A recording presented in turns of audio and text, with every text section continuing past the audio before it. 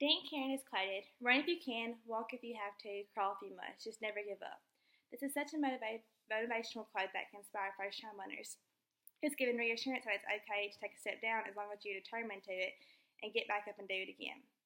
Becoming a new-time runner is kind of like riding a bike. It takes practice. At first, you might not succeed, but once you get the hang of it, you will begin to realize that it's actually fun and it will be rewarding for sticking with it for so long. Today, I'm going to talk about how running has impacted my life in many other ways and affected other people's lives, and also some tricks and tips of running. According to Matt Fitzgerald's article, Beginner's Guide to Running, there are two types of running: aerobic fitness running, and neuromuscular fitness running. Running is not just something you pick up on, and to be completely honest, most people start to run for a cause, whether that be a charity or whether that be health problems come into play. But when we were little, we all played this game called tag. And if you're not familiar with that game, it's a game where you start and one person is it, and you tag the next person, whoever's tagged, you become it, and you run around like crazy. But if we were to all take off running like that, at first, we would never be able to run the miles that we run.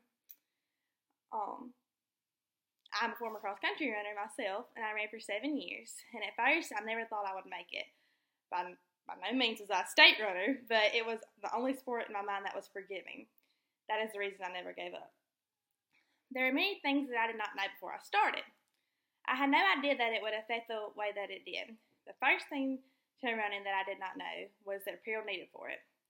The most important apparel to me was the shoes, and a bunch of other people think this too. My favorite shoes that I ran were the Sauconys. They were very light on my feet, and they never really dragged me down. And when I ran through water, they didn't get as wet as most shoes would. They didn't bleed through to my socks. But some other great brands are the Sauconys, like I said, Asics, and Brooks. It's all about keeping your feet supported and protected, while also having a lightweight shoe that will not slow you drag you down. Also, ladies, it is important to have a supportive sports bra accompanied with a fitted tank top or razorback shirt. And a type of shirt that I enjoyed running in was a razorback that was kind of like this, and it was cut in the back. So this is a typical razorback, and it's breezy, so it's comfortable to run in. Also, t-shirts were never comfortable to me, and most people don't like running them because it can cause chafing under the arms, and they're cotton, and they weigh you down with more sweat that you do. And they're just uncomfortable in general. Another tip is to stay away from black during the summertime, because black attracts heat from the sun, and that'll just make you more hotter than what you are, which could lead to dehydration. Now that we know what the apparel is best for our running adventure, let's talk about the actual running. According to Super Skinny Me, form is really important when running too. If you do not keep a good form, you can be prone to injuries, but don't let that scare you, because that's just part of running, that's part of it, and a common disease that happens with running is shin splints. I was a victim of shin splints. I had to ice very many times before races. Wasn't fun, but it still didn't stop me. If you keep your head up, always, this allows oxygen to quicker to get to your brain and your lungs to help with your heart. Having a running plan is also so easy. Most common people say, I just never have time for running. I have too busy of a day. But to be honest, everyone can take 20 minutes out of their day to get a quick run in. There are different types of running that people might prefer. There's long distance running, and then there's short interval sprints. Many people like to run long distances because it's easier to make a loop through their hometown or their woods, whatever is more comfortable to them. But when you are training for like a 5K or a marathon, it's important to split these types of runs up throughout your week so you work on endurance while you work on your speed. Now, I know that you're all thinking, and that is how running can be good for you. It hurts so bad, how can it be possibly that good for you? I thought the same thing. Running helps with every part of your body. It strengthens your heart, it helps burn calories to lose fat and obtain muscle. It helps you have more energy. And before I was a runner, I never would have thought that running would affect me the way that it did, and it affected my overall mood. And it's a stress reliever and exercise all in one. Immediately after you run, you will probably get what is called a runner's high.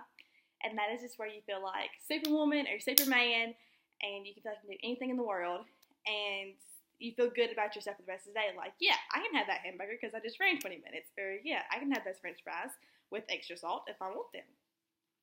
And in conclusion, running is not as miserable people make it seem out to be. It benefits us in more ways than one. I can guarantee you that if you gave it a chance, you will see drastic effects in your appearance and your mood. It is an honor to be able to reach to you all about about one of my passions, and I hope you will find a partner, lace up your shoes, and hit the trails yourself. And for my visuals, I have a everyday running for 30 days. This is her at the beginning, and now this is her at the end. And then, you can see. And then this one is benefits of running. Some fun ones that I found was it affects your overall mental health, strengthens lungs, prevents high blood pressure, strong immune system, weight loss, physical strength, increased bone density, joint and strength stability, increased confidence, and reduces effects of diabetes. And then this is a map of the country that female runners, and New York is over here, and I thought that was just different types of countries. And then miles run in 2008 over here, and it tells you how many was run indoors, in races, and outdoors of the year 2018 with the months following it. And over here is where somebody has laid out their woods trail. It was actually a racing trail when I found it. But here, they would do 1 mile that day. They would start here, and they'd go around about. And just to give you a visual aid of like what an actual training course would look like. And then I also found this pace chart. And this is what some runners use when they're training for 5Ks or marathons or anything like that. And it says how many miles you run and the pace that you should go for each mile, and then how you get better throughout. And that's how that looks. And then this one. And this is running things that it can help prevent. And it says it prevents breast cancer by 25%, cataracts by 35%, gastric cancer by 50%, and depression by 19%, serious heart attacks by 50%. So running helps in many different aspects of health all the way around. And that is why I persuade you to all go run and maybe run with me one day. And here's my audience again. And thank you.